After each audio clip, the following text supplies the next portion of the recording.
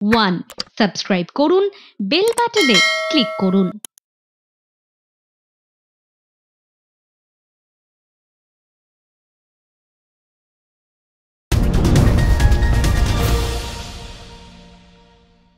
দু মাসে পরপর ৩টি বড় বড় রেল দুর্ঘটনা। রেল নাকি লাইফ লাইন, কিন্তু সেই রেলপথ আজকে স্বর্গরথ বলে আখ্যায়িত করছে বিরোধীরা। সত্যি তো, রেল ব্যবস্থা যেটা একেবারে বিশ্বস্ত ব্যবস্থা বলা যেতে পারে, আমাদের দৈনন্দিন যাত্রা হোক বা কোনো একেবারে যদি আমরা দূরে কোথাও যাত্রা করি, সেক্ষেত্রে রেলপথকে আমরা বেছে নিই একেবারে নিঃসন্দেহে। কিন্তু সেই জায়গায় গিয়ে এই ২ মাসে ৩বার পরপর যে রেল দুর্ঘটনা, সেই দায় কে নেবে? সাধারণ মানুষের মৃত্যু, সেই দায় বা কে নেবে? আবার অন্যদিকে বঙ্গভাগ, কিছু কিছু বিজেপি নেতা, বিজেপি বিধায়ক, তাদের গলায় অন্য সুর। কেউ চাইছেন কেন্দ্রশাসিত অঞ্চল, আবার কোনো সাংসদের গলায় অন্য সুর। তারা বলছেন পৃথক রাজ্যের দাবি। কিন্তু সাধারণ মানুষ এবং গোটা বাংলার মানুষ কি চাইছেন? এই বঙ্গভঙ্গ আন্দোলনের জন্যই তো আমরা লড়াই করেছিলাম। আমরা ওয়ান, চ্যানেল ওয়ান একটি সংবাদ মাধ্যম, আমরাও চাই না বঙ্গভঙ্গ হোক। সাধারণ মানুষও চাইছেন না, বিরোধীরাও চাইছেন না। আবার অন্যদিকে বিজেপির কিছু নেতা, তারাও চাইছেন না, কিন্তু ভিন্ন সুর ভিন্ন জনের গলায়। এই সমস্ত সব বিষয় নিয়ে আলোচনা করব এবং বিজেপির প্রতিনিধি, তার কাছ দিয়ে উত্তর চাইবো, খুঁজবো। ক্রসকিউর আরো একটি পর্বে আপনাদেরকে স্বাগত। আমি সৈকত রয়েছে আপনাদের সঙ্গে, এবং আজকে এই সমস্ত বিষয় অর্থাৎ যা নিয়ে আমরা সূচনা করলাম বা শুরু করলাম, সেই বিষয়ে উত্তর খুঁজবো।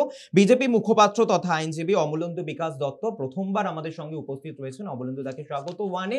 এবং আমার সিনিয়র প্রডিউসার রয়েছে অতনু চক্রবর্তী এবং আমার সহ সঞ্চালক মৌনশ্রী। একেবারে দেখছে ক্রমাগত একের পর এক ট্রেন দুর্ঘটনা। এই রেল কি দায়িত্ব নিয়ে পশ্চিমবঙ্গে জনসংখ্যা কমাচ্ছে? দেখুন, রেল ভারতবর্ষের গর্ব, কেন ভারতবর্ষের রেলওয়ে নেটওয়ার্কটা গোটা পৃথিবীর মানচিত্রে দেখতে গেলে একটা সর্ববৃহৎ। এবং আপনারাও জানেন, আমরা গর্বিত যে রেল হচ্ছে সবথেকে বেশি এমপ্লয়মেন্টও জেনারেট করে ইন্ডিয়াতে। আজকে রেলের এই যে দুর্ঘটনা যেটা আপনারা বলছেন, বিশেষ করে আপনারা বলছেন বা দুর্ঘটনা যেটা হয়েছে, সেগুলো তো কোনো জিনিস রাস্তায় গাড়ি চলতে গেলে কম বেশি দুর্ঘটনা হয়। রেলওয়ে নেটওয়ার্কে যে দুর্ঘটনাগুলো হয়, অনেক সময় আমাদের যারা আমরা ইউজ করি রেল যাত্রী যারা, তাদেরও অনেক কিছু ভুলভ্রান্তি থাকে। কিছুদিন আগে আপনারা দেখেছেন পশ্চিমবঙ্গে, বেশি দূর যেতে হবে না, এই নৈহাটির কাছে গেট পড়ে থাকছে, ওর ভেতরে স্করপিও গাড়ি ঢুকিয়ে দিচ্ছেন জোর করে, এবং সেই গাড়ি কি হচ্ছে, রেল ধাক্কা দিয়ে দিচ্ছে। তাহলে এটাকেও তো রেল দুর্ঘটনা বলতে হয়। তো আজকে যারা আপনারা, বিশেষ করে যারা বর্তমান শাসক দল পশ্চিমবঙ্গের, এইটাকে রাজনীতিকরণ করানোর চেষ্টা করছে, তাদেরকে চোখে আঙুল দিয়ে আমি দেখিয়ে দিতে চাই। আজকে মাননীয় মুখ্যমন্ত্রী থাকার আগে উনিও রেলমন্ত্রী ছিলেন, এবং যার মন্ত্রিত্ব থাকাকালীন সবথেকে বেশি সমালোচিত যদি রেলমন্ত্রী হন, এবং সবথেকে বেশি যদি দুর্নীতি বা সবথেকে বেশি অ্যাক্সিডেন্ট যদি কারোর সময় হয়ে থাকে, তাহলে বর্তমান পশ্চিমবঙ্গের মাননীয় মুখ্যমন্ত্রী তথা মমতা ব্যানার্জি যখন 2010-এর দিকে রেলমন্ত্রী ছিলেন, তখনই হয়েছিল। 2010-এ এক বছরে 8টা রেল অ্যাক্সিডেন্ট হয়েছিল, এবং উনার টেনিওরে 270 জন মারা গেছিলেন। আজকে রেল দুর্ঘটনা টুকটাক এদিক সেদিক হয়, আমরা কোনোদিনই আমরা সাধারণ মানুষ, আমি রাজনৈতিক কর্মী পরে, আগে সাধারণ মানুষ, আমরা কখনোই চাই না যে দুর্ঘটনার কবলে কোনো যানবাহন পড়ুক এবং তার মাধ্যমে কোনো যাত্রীর স্বার্থ বা যাত্রীর জীবনহানি হোক। কিন্তু আজকে দুর্ঘটনাই, দুর্ঘটনাকে রাজনীতিকরণ যারা করছে তাদের কথাটা ভাবুন। আমি একটু বিরোধ করব। 8বার অ্যাক্সিডেন্ট হয়েছিল। অমলেন্দু দা, অর্থাৎ আপনার স্টেটমেন্ট যদি ধরি, রাজনীতি করতে চাইছেন না, কিন্তু আপনি যে আসনে বসে রয়েছেন বিজেপি মুখপাত্র হিসাবে কথা বলছেন, কিন্তু আপনিও পরিষ্কার করে দিলেন মমতা বন্দ্যোপাধ্যায়ের আমল, এবং এইদিকে এখন বর্তমানে অশ্বিনী বৈষ্ণব, অর্থাৎ আপনাদেরই বিজেপি সাংসদ তথা কেন্দ্রীয় রেলমন্ত্রী, তিনিও কিন্তু সংসদে এই উক্তিই করেছেন, মমতা বন্দ্যোপাধ্যায় তার সময় যে রেল দুর্ঘটনা হয়েছিল তিনি হাততালি কুড়িয়েছেন, আমার বেলায় নয় কেন?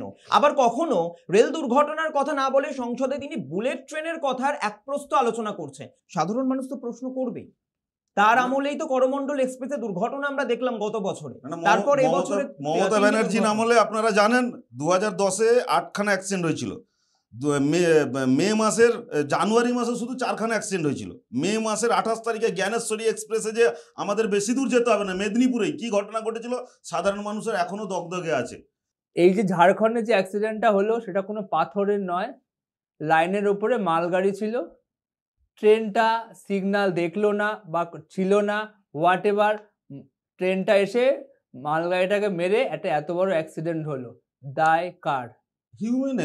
হিউম্যান এরর মানে দায় তো মন্ত্রীর হতে পারে না, দায় তো সরকারের হতে পারে না। যারা কাজ করছি আমরা, আপনিও কাজ করছেন, একটা কাজ করেন, আমিও আইনজীবী, আমিও কোর্টে একটা কাজ করি, ডাক্তাররাও অপারেশন করেন, 100% বলে রেজাল্ট কোথাও কেউ দিতে পারেন না, হয়তো হতেই পারে হিউম্যান এরর। তা যারা কাজ করছিলেন সিগন্যালিং এতগুলো লোক সিস্টেম নিয়ে যাত্রী, আপনি বলছেন হিউম্যান এরর, এ দায় কে নেবে? না ওটা অবশ্যই একটা ইনভেস্টিগেশনের মালগাড়ি পড়ে রয়েছে, কেউ জানলো না, রেল ঘুমোচ্ছে, না রেল ঘুমাবে কেন? রেলের কেউ না কেউ এরর করেছে বলে হয়তো হয়েছে ঘটনা, এটা তো আমি এটা রেলের দায় তো নিতে ডিপার্টমেন্টের হবে নয়। একজনকে। দায় যারা- আপনি বারবার এক অবশ্যই। মিনিট, আপনি বারবার মমতা ব্যানার্জির কথা বলছেন। এখন রেলে শূন্য পদ কত আছে? না রেলের রেলের শূন্য পদ শূন্য পদ আরআরবি কত করবে, আছে? রেলওয়ে রিক্রুটমেন্ট বোর্ড করবে। কত আছে? রেলওয়ে 1,80,000। কেন কেন মমতা শূন্য ব্যানার্জি পদে বলছি, চাকরি হচ্ছে না? আমি কেন মমতা ব্যানার্জি বলছি, রেলওয়ে আপনি বিজেপি রিক্রুটমেন্ট করেন, বোর্ডে, তাই জন্য মমতা ব্যানার্জি না দিকে কেন আঙুল বলছে তুলছেন। শুনুন, রেলওয়ে যখন রেলের রিক্রুটমেন্টের কথায় আপনি আসছেন, রেলওয়ে রিক্রুটমেন্ট বোর্ডে প্রথম উর্দু ভাষায় পরীক্ষা হবে, কে চালু করেছিল? মমতা ব্যানার্জি চালু করেছিলেন। তাহলে কোড আন কোড নো নিডস সংখ্যালঘু মোর্চা উক্তি আপনারই বিরোধী দল। না আমি কোশ্চেনটা করলাম যেটা মিনিস্ট্রিতে হয়েছে সেটাই। আপনি বর্তমানে বিজেপির মুখপাত্র, আপনি মমতা বন্দ্যোপাধ্যায়ের মুখপাত্র নন। আপনি মমতা বন্দ্যোপাধ্যায় কি করেছে তার উত্তর আপনার থেকে আমি নেব না, আমি নেব বিজেপি কি করছে সেই উত্তরগুলো বিজেপি আপনাকে কি করেছে দিতে হবে। অবশ্যই বলবো, কেন বলবো বিজেপির না? ভুলগুলো বিজেপি সেগুলো করেছে, আত্মসমালোচনাটা আগে করুন। বিজেপি আগে অন্যের দিকে আঙ্গুল তোলার আগে বিজেপি নিজের দিকে আঙ্গুলটা তুলুন, অবশ্যই, অবশ্যই তাহলে তুলছি। বুঝতে পারবে। আমি আমি বলছি। বলছি গ্রুপ ডি স্টাফ যারা রয়েছে তারা তো সব টেম্পোরারি, কেন পার্মানেন্ট নয়? আপনি বলুন। আজকে বিজেপি কি করেছে আমি বলছি আপনাকে, রেলকে প্রফিটেবল জায়গায় নিয়ে গেছে। 61,508 কিলোমিটার ইলেকট্রিফিকেশন হয়েছে। 61,000 2014 পরে 10 বছরে 61,000 61,000 কিলোমিটারের বেশি ইলেকট্রিফিকেশন হয়েছে। এরপরেও আপনি বলছেন বিজেপি কি করেছে? হ্যাঁ বলছি তো। এরপরে পশ্চিমবঙ্গে যদি দেখেন 443টা ওভারব্রিজ অথবা আন্ডারওয়ে পাস রেলওয়ের মাধ্যমে হয়েছে খালি পশ্চিমবঙ্গে, এবং তার অ্যামাউন্টটা কথা 5,707 কোটি টাকা খরচ করা হয়েছে পশ্চিমবঙ্গে রেলওয়ে ডিপার্টমেন্টের। এটা আমি তথ্য দিচ্ছি, আপনি দেখে নেবেন। এরপরে হচ্ছে কি না, আজকে রেলওয়ে যদি দেখেন মেট্রো, আমরা কলকাতাবাসীরা মেট্রো আমরা দেখছি, কিছু কিছু মেট্রো চালু হয়েছে, আবার এবারের বাজেটও অ্যালোকেশন হয়েছে, হয়তো আমাদের রুবি থেকে সেক্টর 5 খুব দ্রুত কাজ হচ্ছে, কিছুদিনের মধ্যে চালু হয়ে যাওয়ার সম্ভাবনা আছে।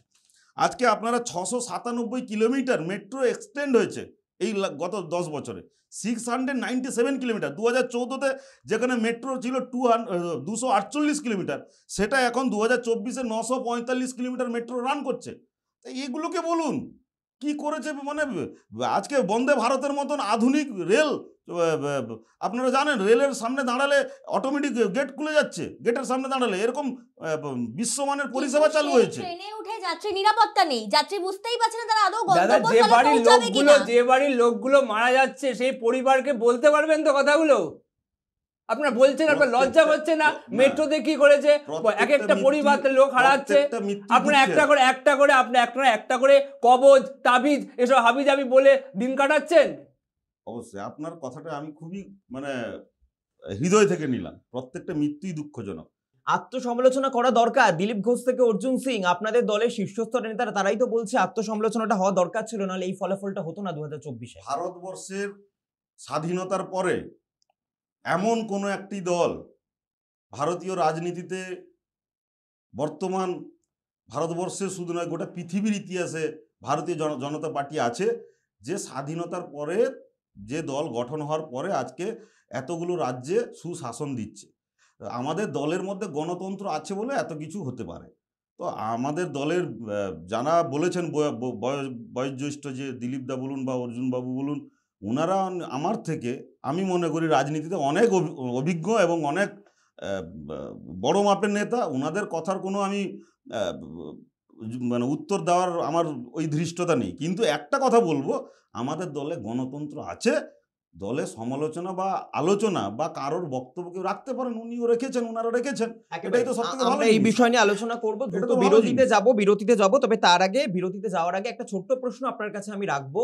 কিন্তু আপনি একটা কথা বলেছেন একটু আগেই, তখন যে রেলমন্ত্রী থাকবে তার দায় তার ওপরই বর্তাতো, অর্থাৎ মমতা বন্দ্যোপাধ্যায়ের ওপরে বর্তিয়েছে। তাহলে সেক্ষেত্রে আমরা নরেন্দ্র মোদীর দিকে আঙুল তুলবো না, অশ্বিনী বৈষ্ণবের দিকে তো আমরা আঙুল তুলতেই পারি, সাধারণ মানুষ তো আঙুল তুলতেই পারে, রেলমন্ত্রীর দায় সম্পূর্ণ। আঙুল তুলছেন বলেই তো এত কথা হচ্ছে।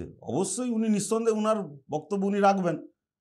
আজকে উনার ডিপার্টমেন্টে যদি কোনো অঘটন ঘটে তাহলে উনার অফিসারদেরকে ম্যানেজমেন্ট করা, উনার যারা ডিউটি দিচ্ছে ওদেরকে ম্যানেজমেন্ট করার আরও স্ট্রিক্ট হতে হবে। নিঃসন্দেহে উনি কথা বলবেন। উনি ভারতবর্ষের যে ক্যাবিনেটে যতজন মন্ত্রী আছেন তার মধ্যে যদি শিক্ষাগত যোগ্যতা এবং টেকনিক্যালি যদি দেখা হয়, আমরা যেসব ইনস্টিটিউটকে সম্মান করি, আইআইটির মতন ইনস্টিটিউট, বা উনি আইপিএস ক্যাডারের অফিসারও ছিলেন, তো উনি অ্যাডমিনিস্ট্রেটিভ দিক থেকে বলুন, মন্ত্রী হওয়ার আগে উনি পড়াশোনার দিক থেকে সব দিক থেকে ভারতবর্ষের যে প্রথম সারির যে জায়গাগুলো হয় সেখান থেকে উনি নিজেকে এমার্জ করেছেন। অবশ্যই এটাকেও তিনি ভালোভাবে নেবেন এবং এটাকে পজিটিভলি নিয়ে উনি নিঃসন্দেহে দেখবেন। এটা আমরা আস্থা, এটা আমরা confident। অমরেন্দুদা অনেক ধন্যবাদ। তবে সময় এই মুহূর্তে একটা ছোট্ট বিরতি, দ্রুত ফিরছি বিরতির পর, আপনারা সঙ্গে থাকবেন প্লিজ।